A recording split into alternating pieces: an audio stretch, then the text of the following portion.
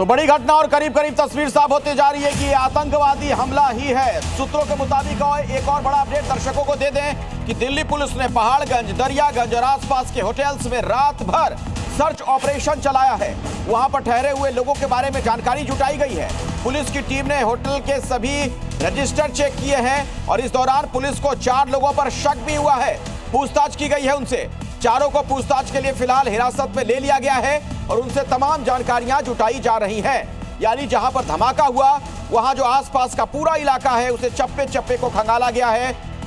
तमाम जो होटल्स है वहां भी पुलिस पहुंची है और जो लोग वहां पर ठहरे हुए थे उनके बारे में जानकारी जुटाई गई।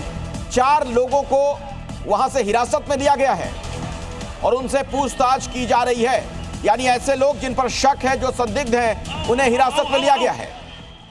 और अब आपके सामने धमाके की ये 10 तस्वीरें हैं। तस्वीरों के जरिए पूरा घटनाक्रम आपके सामने, जो धमाका जब हुआ था उस दौरान का दृश्य आप देख सकते हैं। चलती कार में धमाका हुआ, कार पूरी तरीके से जलती हुई नजर आई, कार के परखच्चे उड़ गए थे, शत विशत वहां पर शव नजर आए। तो जी न्यूज सबसे पहले मौके पर मौजूद था और वहां से पल पल का हाल हम कल से लगातार आपको दिखा रहे हैं। और इसी बीच ब्लास्ट पर एक और बड़ा अपडेट। 3 घंटे तक इंतजार करता रहा उमर। दिल्ली पुलिस के सूत्रों के हवाले से ये बहुत बड़ी जानकारी अपने दर्शकों को दे दें। एक बार भी कार से वो उतरा नहीं था, निर्देश का इंतजार कर रहा था उमर। यानी कुल मिलाकर अब तस्वीर साफ हो रही है। आतंकी हमला, सुनियोजित साजिश और ये सुसाइड बॉम्बर भी हो सकता है, यानी फिदायीन हमला हो सकता है। 3 घंटे तक पार्किंग में कार खड़ी रही और बताया जाता है कि कार के अंदर वो शख्स बैठा रहा, वहां से बाहर नहीं निकला। यानी वो किसी के टच में था, किसी के संपर्क में था और उसे वहां से निर्देश दिया जा रहा था। जब उसे निर्देश दिया गया, शायद उसके बाद पार्किंग से वो कार लेकर निकलता है और उसके महज 4 घंटे के बाद एक जोरदार धमाका हुआ।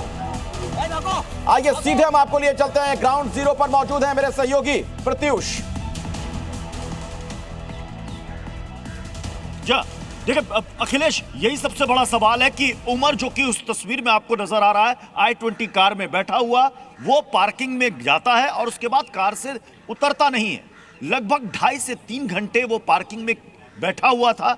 क्या वो उसको पहले से इंस्ट्रक्ट किया गया था कि आपको ठीक 6:52 यानी कि 7 बजे के आसपास, जब यहाँ पर भीड़ भाड़ होती है, उस वक्त आपको धमाका करना है, या फिर उसे यहाँ से कहीं और जाना था? क्योंकि गाड़ी जहाँ पर पार्किंग में लगी हुई थी और वहाँ से गाड़ी निकलती है और उसके बाद मूविंग गाड़ी में, बहुत स्लो मूव कर रही थी गाड़ी, उसी दौरान ये ब्लास्ट होता है। अब सवाल है कि फोन पर उसे ये इंस्ट्रक्शन कौन दे रहा था, ये इंस्ट्रक्शन कहाँ से आ रहा था? बहुत सारी बातें अगर आप देखेंगे गौर से अखिलेश, तो आप गुजरात ATS जब अहमदाबाद से 3 आतंकियों को पकड़ती है, जिसमें से 2 यूपी के और 1 हैदराबाद का रहने वाला होता है। एक डॉक्टर मोइनुद्दीन, ये भी पेशे से डॉक्टर, आदिल डॉक्टर, ये भी पेशे से डॉक्टर, मुजम्मिल, ये भी पेशे से डॉक्टर, डॉक्टर उमर जिसकी बात की जा रही है, ये भी डॉक्टर। ये सारे डॉक्टरों का कनेक्शन है और इस कनेक्शन को ही अब खंगाला जा रहा है कि ये जिस मॉड्यूल से जुड़े हुए हैं। बहुत सारी बातें सामने आ रही हैं कि ये जैश ए मोहम्मद से जुड़े हुए हैं। कुछ लोग ये भी कह रहे हैं कि ये GTS एक संगठन है,